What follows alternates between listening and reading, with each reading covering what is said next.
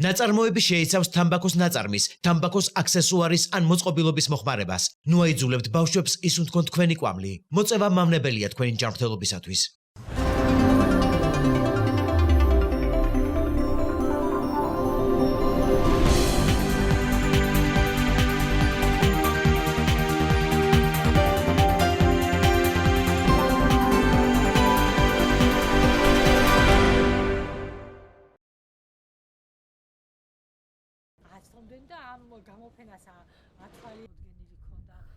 ნატო და ევროკავშირი არის სივრცე, სადაც პატარა ფერმერსაც კი დიდი შესაძლებლობა აქვს. ასე გვიპასუხა სამტრედიელმა ფერმერმა დიდი ჯიხაიშიდან კითხვაზე, რა კავშირი აქვს კოლექტიურ უსაფრთხოებას სოფლის ყოველდღიურ ცხოვრებასთან.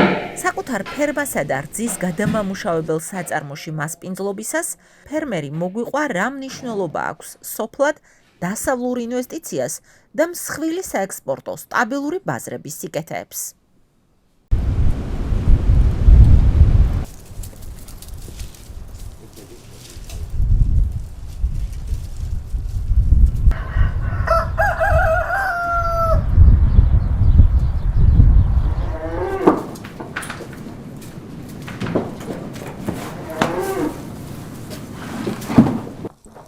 ხარისხიანი პროდუქტი აუცილებელია საქონლებისთვის. მივიღოთ ხარისხიანი რძე და არ ვიყოთ დამოკიდებული უცხოეთიდან შემოტანილი დაბალი ხარისხის პროდუქტზე, რომელიც მომწამლავია ადამიანისათვის.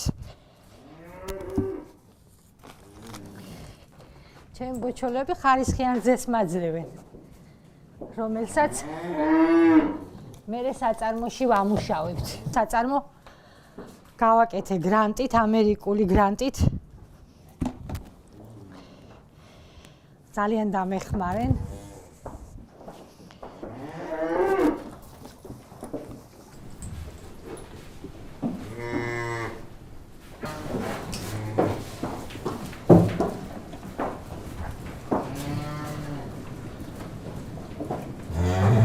ეს ევროპული ინვესტიციები რო ხორციელდება, ეს ჩვენ გვიჩენს იმის განსას, რომ ვართ უსაფრთხოთ, რადგანაც მათთან ერთად ვართ და ისინი ჩვენ დაგვიცავენ. ეს არა მარტო ევროპა, არამედ ამერიკული, მით უმეტეს ჩვენ ქვეყანა მჭიდროდ არის მათთან დაკავშირებული, რაც შეეხება ნატოს ჯარებს, ჩვენი ჯარების, ესე იგი ჯაჭვური რეაქცია არის.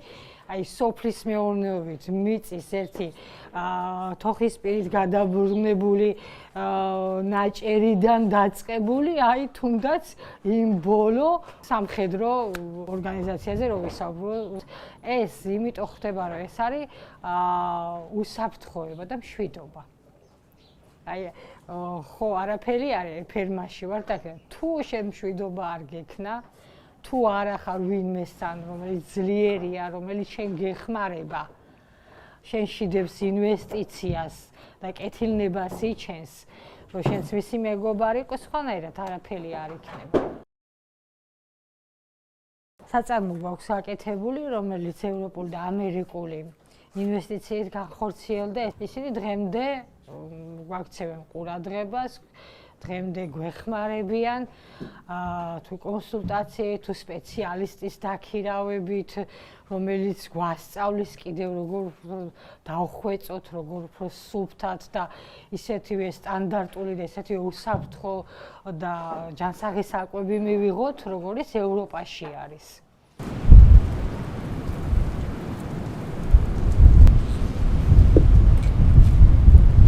უცხოური ორგანიზაციების გარეშე უბრალოდ თანხებით ვერ შეწუდება უბრალო ფერმერი, არ არსებობს.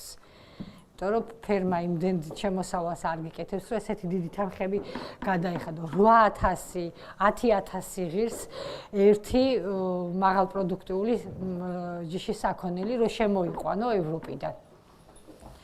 და ძალიან დიდ რისკებთან არის დაკავშირებული მათი მგზავრობა და ასე შემდეგ.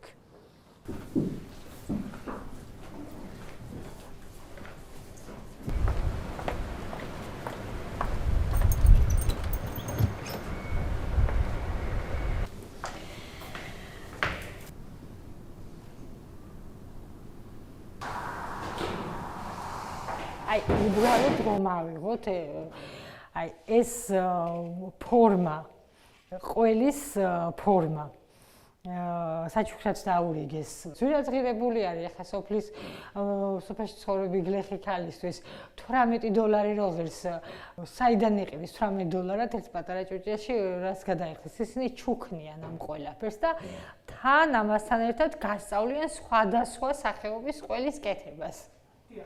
აი ეს ჭურჭელი არის 25 ლიტრიანი ჭურჭელია, უჟანგი მასალით არის გაკეთებული. ჩვენთან მაღაზიაში რომ შეხვიდე, სადაც იყიდება ესეთი სოფლის მეურნეობის საჭირო მასალები, გინდა ტექნიკა და გინდა ხელსაწყო, ძალიან ძვირი ღირს 250 ლარი ღირს. აი ეს ღირს 250 ლარი. და ეს აპარატი უჟანგი მასალიდან არის დამზადებული, ეს USDA-ის პროგრამით მომიტანეს, რა თქმა უნდა.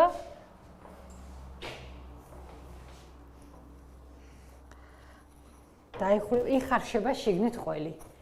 და ხდება წელვადი და აქედან მზადდება ხარისხიანი სულგუნი.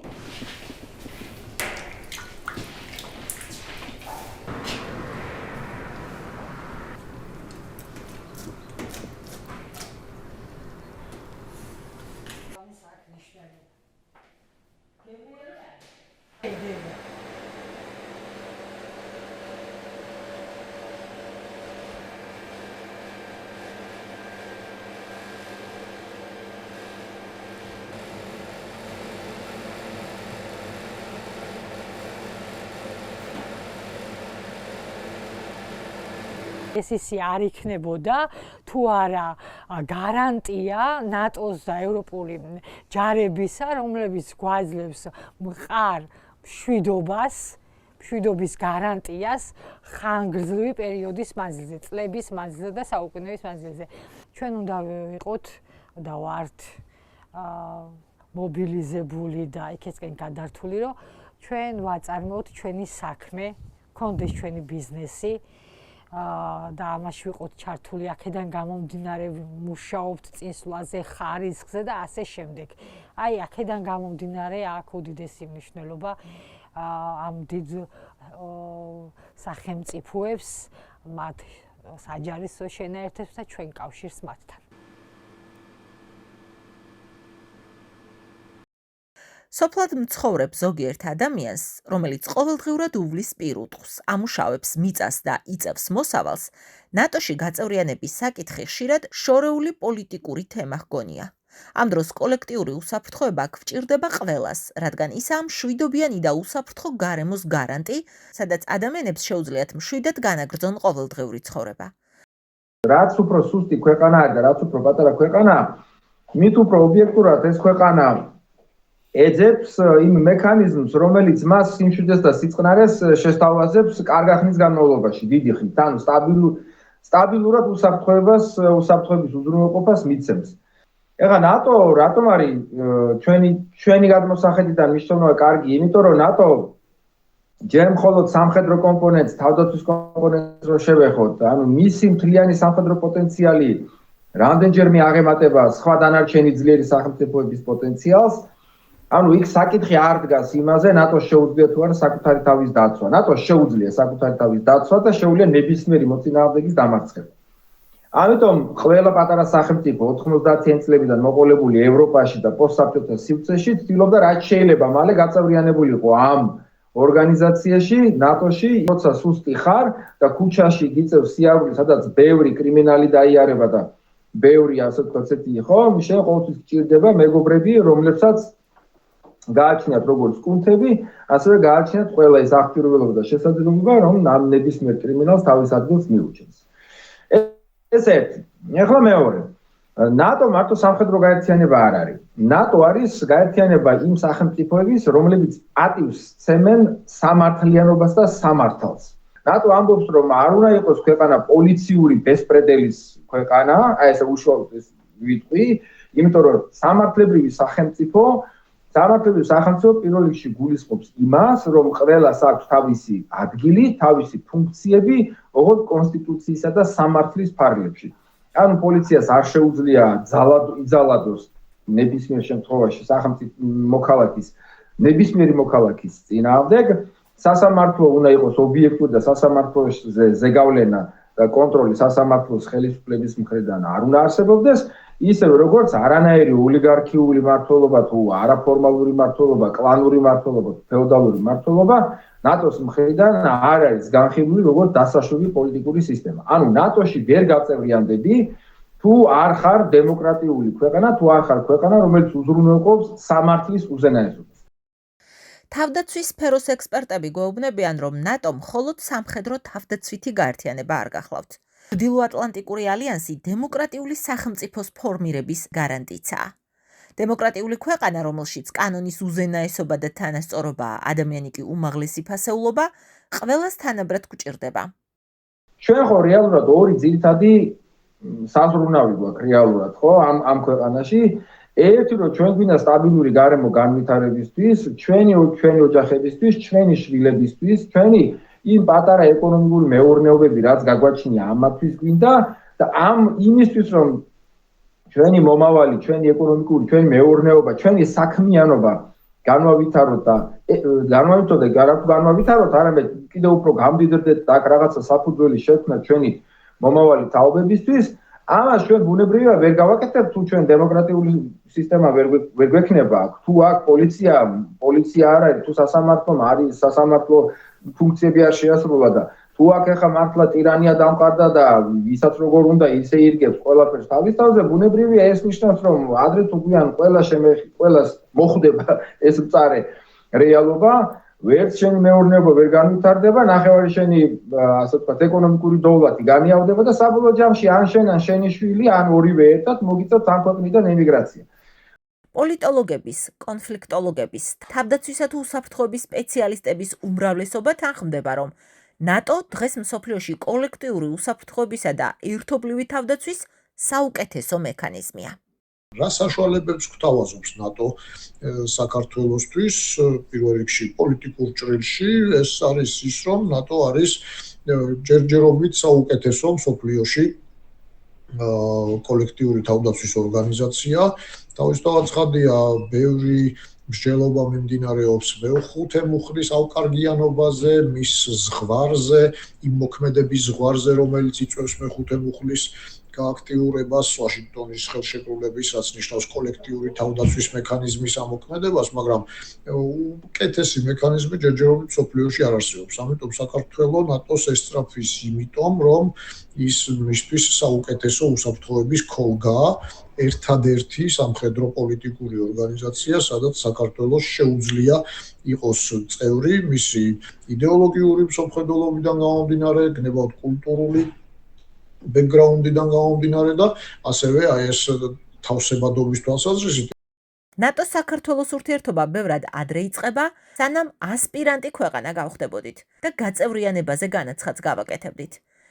ნატოს სხვადასხვა პროექტის ფარგლებში, როგორც არის 90-იანი წლების შუა წლების შემდგომ ჩამოყალიბებული Partnership for Peace პროექტი მნიშვნელოვანი, ასე ვთქვათ, მიმართულება, ასევე მეცნიერებისთვის გამოყოფილი გრანტები, სხვადასხვა დახმარებები ინტერნეტიზაციის თვალსაზრისით ქვეყნის, ან თუნდაც შესაბამისი გრანტები, რომელიც გამოიყოფოდა ფეთქებადი ნივთიერებების გაუვნებელყოფის, რუსების დანატოვარი სამხედრო შეიარაღების სანაციის თვალსაზრისით, უტილიზაციის თვალსაზრისით, ეს ყველაფერი იყო ის პირველი ნაბიჯები, როდესაც საქართველოს ნატოსგან დახმარებას იღებდა, ჯერ კიდევ რა თქმა უნდა, როგორც არა ასპირანტი ქვეყანა, იმიტომ რომ პოლიტიკური რეალობა ამისთვის მომწიფებული არ იყო, რომ საქართველოს განეცხადებინა ნატოში გაწევრიანების სურვილი.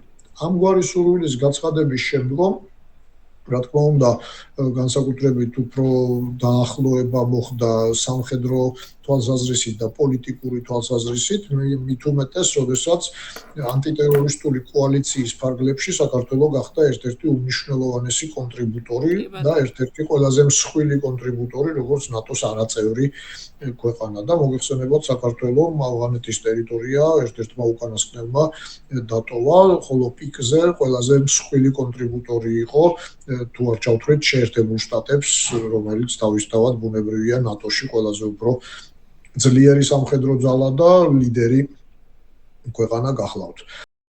ფერმერებისთვის უსაფრთხოება იწყება მიწიდან, როცა ადამიანი მშვიდად უვლის პირუტყვს, ამუშავებს მიწას, კრებს მოსავალს, რეალიზაციისთვის იგი გადააქვს ბაზრამდე. ეს ყველაფერი უსაფრთხო გარემოს შედეგია. სპეციალისტები დარწმუნებული არიან, რომ გრძელვადიან პერსპექტივაში კი ამგვარი უსაფრთხო გარემოს ყველაზე ძლიერი და სანდო გარანტი მხოლოდ ნატო და ევროკავშირი შეიძლება იყოს.